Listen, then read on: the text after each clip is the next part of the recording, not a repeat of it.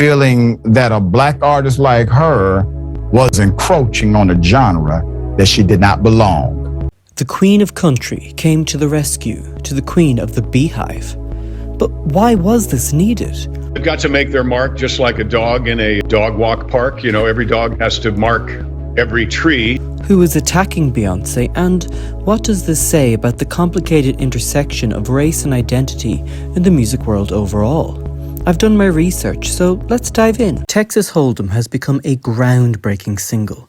It became Beyoncé's 9th number one on the Hot 100, her first UK number one in 14 years, and made history as the first black woman to top the Billboard country charts ever.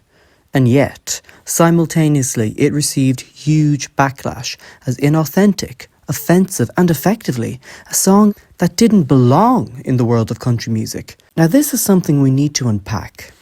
Despite her Texas roots and her previous nods to her country heritage, that East Coast slang, that is country girls we like, telling us that country girls are kind of girls they like. Beyoncé's crossover country sound ignited a firestorm of online outrage among certain country lovers. They took to social media with a ferocious sense of moral fervour, demanding its removal from the airwaves, arguing that Knowles was not country. Lefties in the entertainment industry just won't leave any area alone, right? They just have to seize control over every aspect, don't they? To add fuel to the fire, KYKC, an Oklahoma country radio station, refused to play the song. The station manager's rejection was blunt.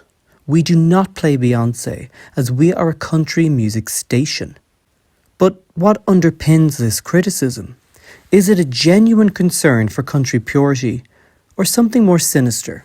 Consider this. Post Malone wore country-inspired attire while performing a folk version of the US national anthem at the 2024 Super Bowl. And Lana Del Rey hints at her own foray into the country music world. And yet when Beyoncé releases Texas Hold'em, she encounters huge resistance.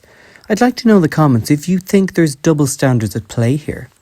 The online outrage ignored the fact that Beyoncé has always been a country girl at heart. Born in Texas with Louisiana family, and she previously played at the CMAs in 2016 with the Dixie Chicks. So why the selective and convenient amnesia concerning Beyoncé's past? Do you believe she received disproportionate levels of scrutiny?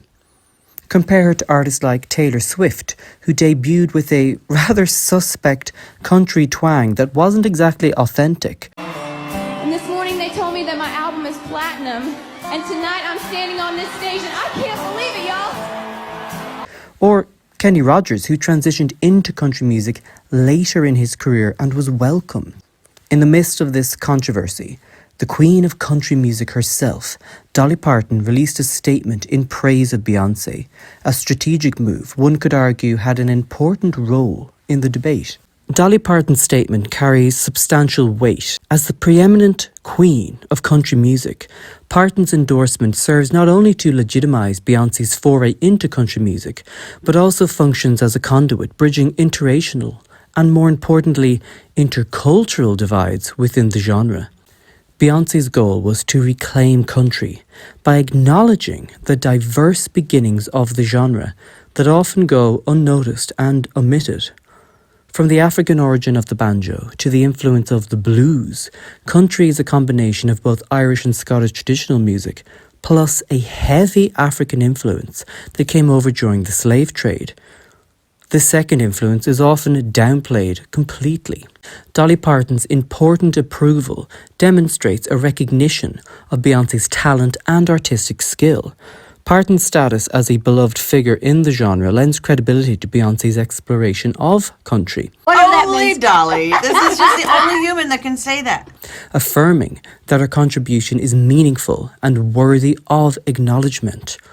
Country music would not exist without Black America, and much like Tina Turner reclaimed rock and roll for Black women, Beyoncé has a similar goal for the country sphere. Parton's backing underscores the importance of inclusivity and welcoming within the country music domain. Through her embrace of Beyoncé's country album, Parton conveys a willingness to embrace artists from diverse ethnic backgrounds into the country music fold.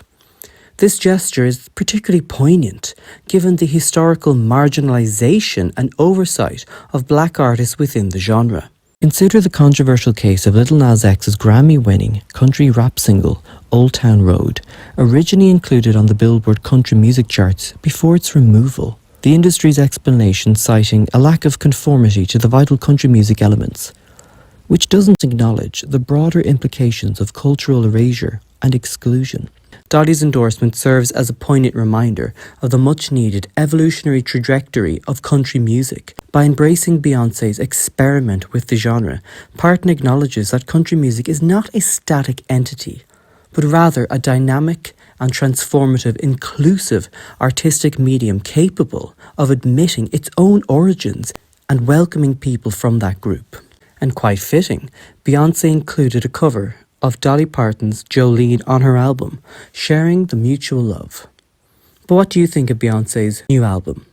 And would you like to hear a Dolly and Beyoncé collaboration in the future? Hi, I'm Diva Talk, and thanks for watching.